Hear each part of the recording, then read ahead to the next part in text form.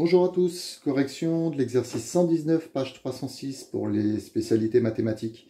Alors, on modélisait la situation par un graphe probabiliste d'ordre 2. Vos deux états, état A, vous le définissez, le client utilise la compagnie A. État B, le client utilise la compagnie B. Vous définissez comme d'habitude tous les événements avec des majuscules. Le client utilise la compagnie A à l'étape N, et ainsi de suite. Vous avez donc votre graphe d'ordre 2, toujours avec les mêmes arêtes tout orientées, et vous essayez de le compléter avec les phrases de l'énoncé. Alors on nous disait, chaque année, 20% des clients de la compagnie A choisissent la compagnie B. Donc ça veut dire qu'on est à l'état A, on passe à l'état B, d'accord? À l'étape N, on était client chez A, à l'étape N plus 1, on est client chez B. Donc 0,2 pour le poids de cette arête. Et donc comme le poids des arêtes sortante, la somme, ça doit faire 1. On est à A, on reste chez A. Le poids de cette arête doit être de 0,8. 0,8 plus 0,2, ça donne bien 1. Ensuite, il y a une coquille dans l'énoncé, et 10% des clients de la compagnie A abandonnent cette compagnie. Non, c'est l'inverse. 10% des clients de la compagnie B abandonnent cette compagnie au profit de la compagnie A. D'accord? Donc, on était à l'état B, on passe à l'état A. On était client chez B, on devient client chez A, avec une probabilité donc de 0,1, les 10%. Il y avait une coquille dans l'énoncé. Donc on est à l'état B, on reste à l'état B, client chez B, on reste client chez B, avec une probabilité de 0,9, étant donné que la somme fait bien 1. La matrice de transition associée donc à ce graphe, A vers A, le poids de cette arête 0,8, A vers B, le poids de cette arête 0,2, la somme fait bien 1. B vers A, ici, 0,1. B vers B, 0,9. Pour justifier ces éléments, comme d'habitude, vous notez les 4 probabilités conditionnelles qui sont en fait le poids des arêtes. Et donc, pour les interpréter, si on vous le demandait, P de AN plus 1, sachant AN, c'est-à-dire à l'étape N, on est à l'état A, la probabilité qu'on soit à nouveau à l'état A, à l'étape N plus 1. Donc, on est à A, on reste à A, 0,8.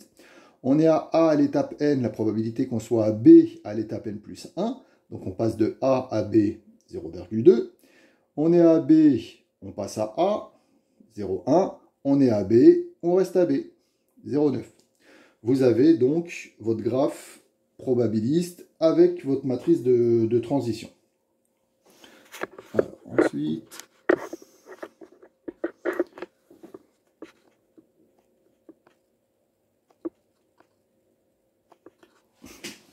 Alors, on vous demande ensuite, pour la question petit b, préciser l'état initial P0. Donc la phrase de l'énoncé qui vous permet de déterminer l'état initial, et je vous fais remarquer que Pn est défini en fait dans l'énoncé, donc là vous n'avez pas besoin de faire une phrase pour la définir. Donc on nous dit, en 2012, 60% de la population voyage avec la compagnie A. Donc les répartitions et donc les probabilités, P0 ici, pas P1, parce que c'est l'état initial ici, c'est au rang n égale 0. Donc P0, 0,6, et on en déduit avec la compagnie B, 0,4. D'accord? 1 moins AN, donc 0,6, 0,4, la somme fait bien 1.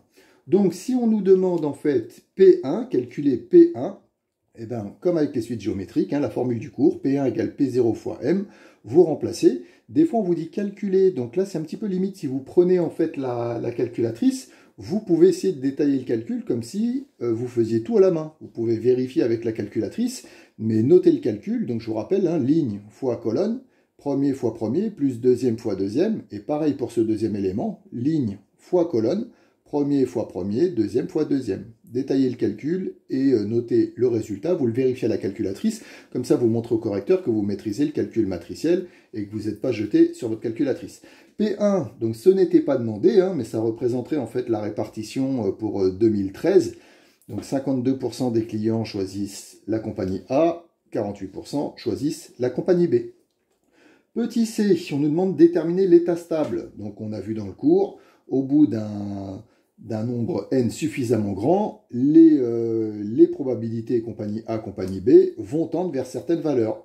Donc on pourrait le trouver expérimentalement comme c'était le cas dans l'exercice précédent, en calculant P indice 10, P indice 20, P indice 100.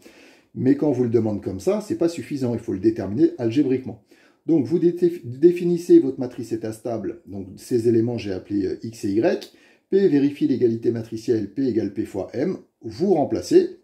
Donc calcul matriciel obligatoire ici, donc ligne fois colonne, vous avez ce premier élément. Première ligne fois deuxième colonne, vous avez le deuxième élément. Deux matrices sont égales, vous regardez l'épisode précédent pour retrouver la propriété.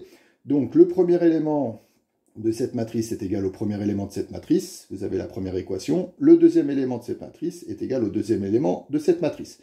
Quand je réorganise un petit peu ces deux équations, quand je passe tout dans le membre de gauche, comme d'habitude, comme dans l'épisode précédent, les deux équations ici, vous voyez, elles sont équivalentes. On a multiplié par moins 1 cette équation, et donc on ne peut pas résoudre ce système parce qu'on n'a qu'une seule équation. La deuxième équation sera toujours la même, la somme des deux probabilités fait 1, donc vous notez cette équation, et vous allez résoudre ce système, deux équations, deux inconnues. Pour résoudre ce système, essayez de privilégier toujours méthode par combinaison linéaire, donc j'ai multiplié par 0,2 cette ligne-là, pour avoir le même nombre de x dans les deux équations. Donc j'ai noté la combinaison linéaire, 0,2 fois L2, et j'ai appelé L2' cette nouvelle ligne. Et maintenant que j'ai le même nombre de x dans mes deux équations, je peux effectuer la différence entre cette ligne-là et cette ligne-là, ou cette ligne-là et cette ligne-là. Moi j'ai choisi au tableau L2' moins L1. D'accord? Donc L2' moins L1, on soustrait donc membre à membre. Vous simplifiez, normalement le but c'était d'éliminer une variable, là les x s'en vont, c'était le but, et quand je résous cette équation, une seule inconnue, je retrouve y égale 2 tiers. Vous laissez donc la valeur exacte. J'ai la valeur de y, pour retrouver la valeur de x, je choisis une des deux équations, il est plus facile de remplacer dans L2, je remplace y par sa valeur, et je vais retrouver x égale 1 tiers. Donc les deux éléments de matrice P est stable. C'est donc x égale 1 tiers, y égale 2 tiers. Faites attention de ne pas échanger. Et donc, notre conclusion, sur le long terme, la probabilité que le client choisisse la compagnie A va tendre vers 1 tiers. La répartition en fait, des clients entre compagnie A et compagnie B, ça va tendre vers 1 tiers, 2 tiers. Et vous regardez si l'évolution entre P0, P1, et si vous pouvez calculer P2, P3, P10, etc., comme j'ai dit tout à l'heure, c'est cohérent avec votre état stable.